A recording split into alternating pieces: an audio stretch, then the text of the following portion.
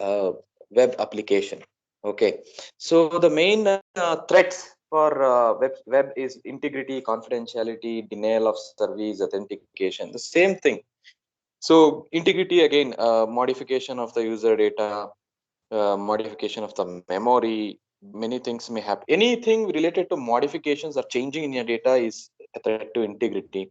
Confidentiality, we know, eavesdropping, uh, theft of information from the server, theft of data from the client. All these things are confidentiality related issues.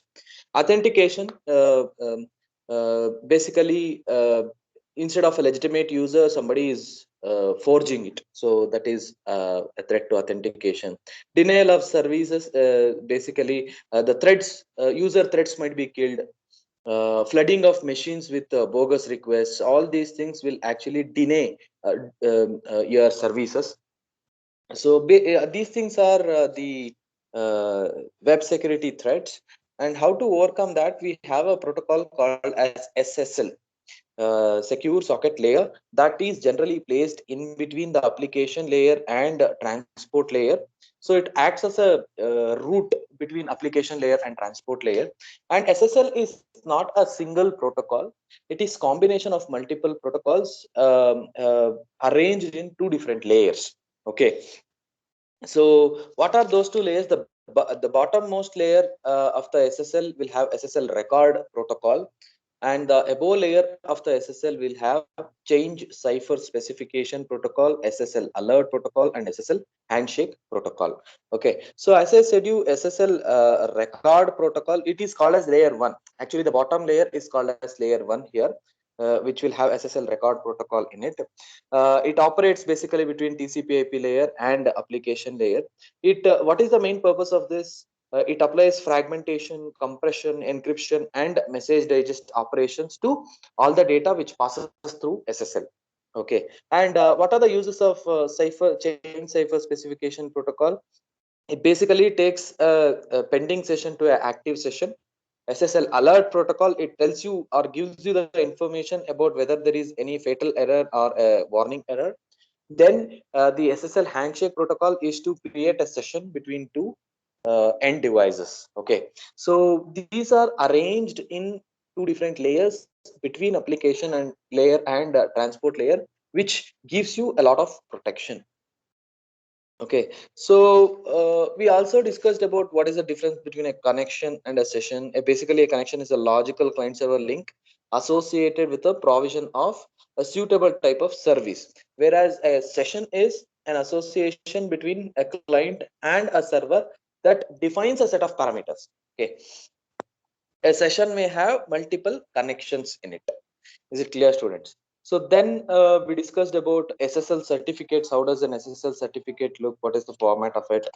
Um, then we started studying more into the protocols of SSL. Say, for example, if you take SSL, yeah, SSL record protocol, if you take, we have, I think I have given you the diagram, the complete picture of the SSL record protocol. Basically the application data will be fragmented into multiple n fragments, and then each fragment is compressed, and for each compressed fragment you are going to add MAC and padding, and once you append MAC and padding, you are going to encrypt it and giving a header to it. Is that clear? So that's how an SSL data is finally created when it comes to the record layer or record protocol, I can say.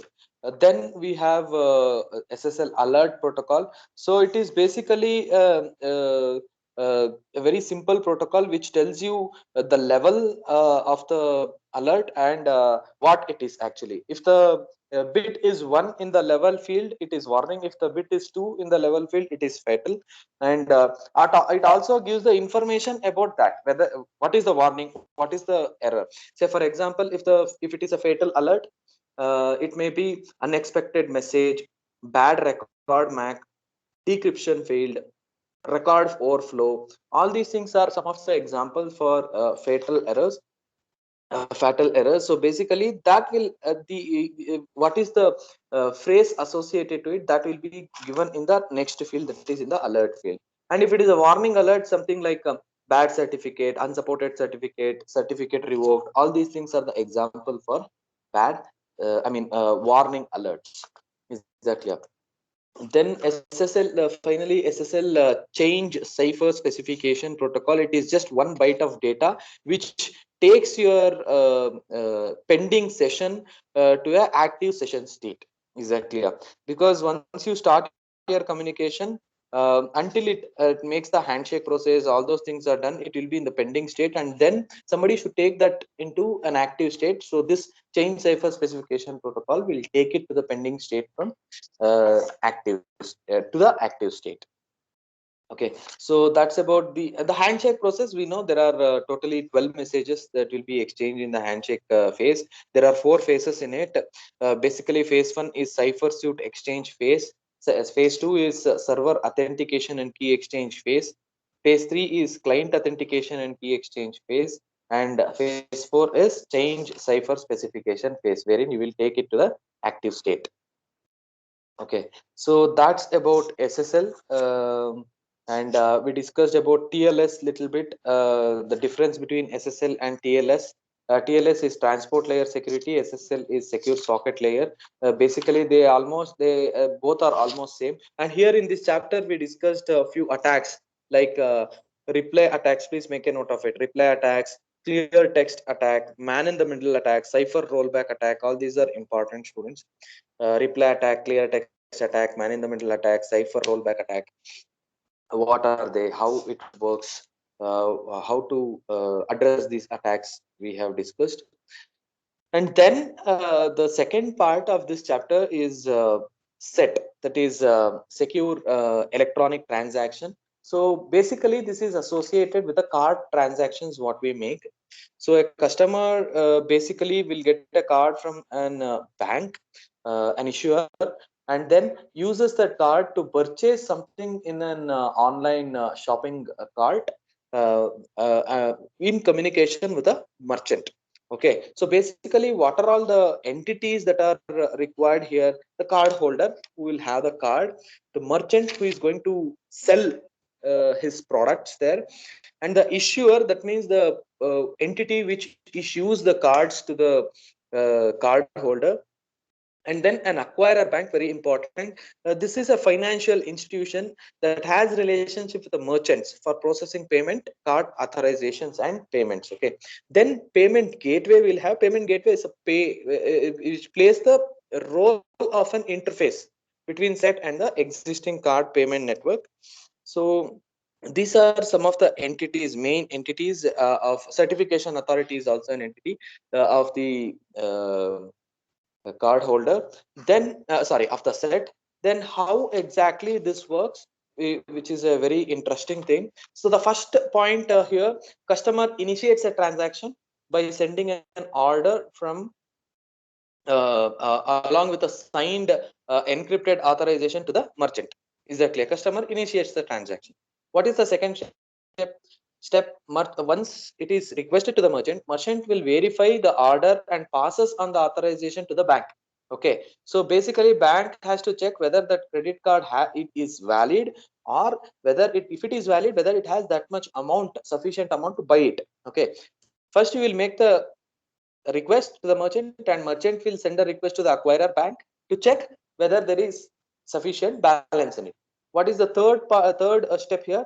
So the acquirer bank verifies the card with the card issuer. Is that clear? So acquirer bank itself will not verify it. Acquirer bank will communicate the card issuer and verifies the card in the backend. Okay, fourth step, card issuer authorizes. That means card issuer says, okay, the card is valid and it has sufficient balance. That is the fourth step. Then fifth step, bank, that acquirer bank will give an information to the merchant that yes, it is fine, I'm signing the transaction, you can go ahead and dispatch the product. Okay, then it goes to the merchant again. That information goes to the merchant. What merchant will do upon receiving this information? Merchant will send the goods to the customer and takes the receipt, and also sends the receipt. So after that, merchant will request for the transaction capture, and merchant is not going to get the amount from you. Basically, it is the acquirer bank who gives the amount to the merchant. So merchant will send the product to you and also sends a request to the acquirer bank to get the amount. and then from acquirer bank, merchant will get paid. Is that clear? And also after that, customer will get a bill from the card issuer. Is that clear? So these are the 9 major steps which we discussed under set, and we also discussed about the concept of dual signature. What is PIMD, OIMD? That is payment information message digest, order information message digest. All these we discussed. That is important, students, and these are some of the things which we discussed under set. So so the difference between SSL and set, basically SSL is a only merchant authentication. Set will have both authentication of merchant and card holder. SSL can be used in any machine, whereas set have some prerequisites for it. So all these are some of the differences between set and SSL. So this is what we discussed in the web security chapter. So do you have any questions regarding this, students?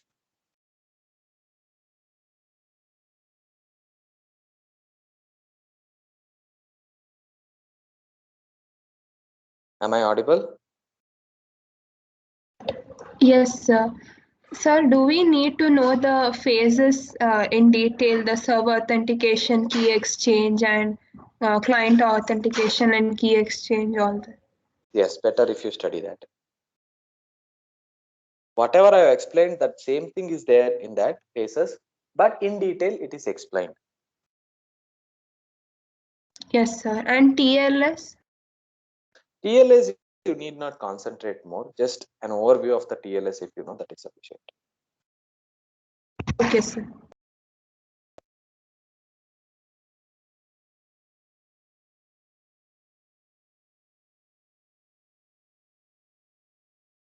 Any other questions, students?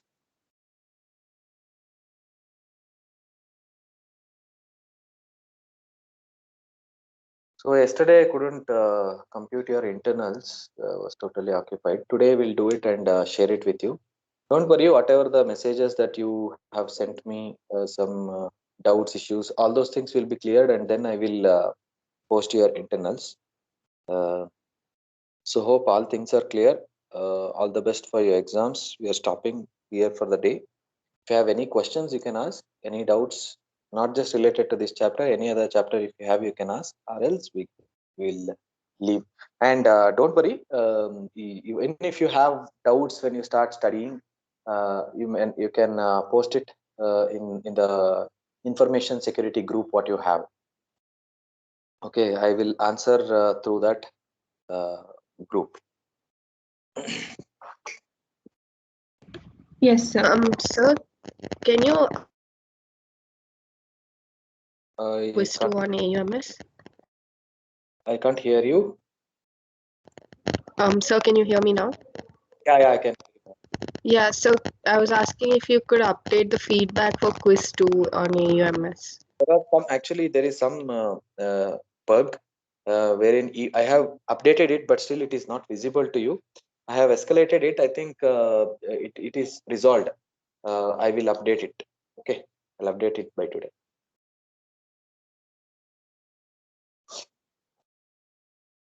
Thank you, sir.